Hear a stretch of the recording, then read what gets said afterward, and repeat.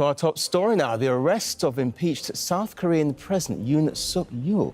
Well, Patrick Falk is live for us in the capital, Seoul. So, Patrick, this arrest has been a long time in coming. Yeah, it's been about 5 hours since things got underway here in the capital, and investigators have now confirmed that they have executed the arrest warrant against President Yoon Suk-yeol successfully. He was seen leaving in a motorcade earlier on, although he specifically wasn't cited as such. But, you know, it's not clear how exactly this all came about. We know there were negotiations that were going on behind the scenes. These were tense negotiations, and he has also posted a video recording saying that he decided to comply to avoid any potential bloodshed, but that he didn't necessarily agree with the handling or the legal basis of this arrest warrant. But, you know, this does allow the entire process to move forward. There will be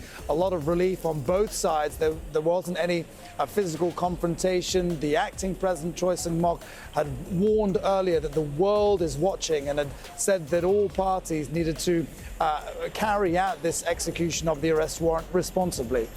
And Patrick, it seemed the police had to use different tactics this time to detain Yoon compared to the last time round. That's right. I mean, the whole idea was really to overwhelm the presidential security service. There were 1,000 officers involved in this operation today, and also the BSS had been warned they could potentially face criminal charges if they obstruct investigators and the police while they were carrying out this arrest. So, you know, it was really unclear how things were going to pan out. They had given themselves 3 days to execute this warrant, but it has been complete in a matter of hours. You know, the mood here has also changed dramatically. His supporters were out in force. We were told, according to police estimates, as many as 6,500 of his supporters camped outside his residence just behind us. They were in quite a celebratory mood earlier on,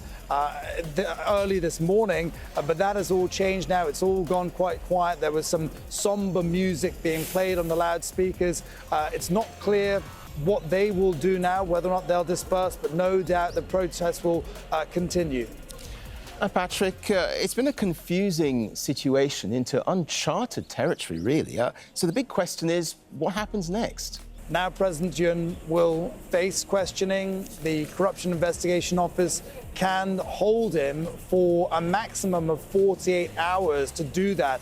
They then need to decide at that point whether or not to apply for a warrant to detain the president. It's not clear whether or not that will be necessary, but of course it has been very difficult to get to this point. He has dug in, his legal team has made various legal objections, and of course tomorrow we're expecting the second impeachment trial. He wasn't present at yesterday's opening trial. The Constitutional Court said that they needed him to be present to get things underway. They did say that they were going to proceed regardless of him showing tomorrow, but you know, now that he has been arrested, perhaps he will show up in court tomorrow, and that could help the entire process to really get to the bottom of how this martial law declaration came about and to what extent he needs to take responsibility.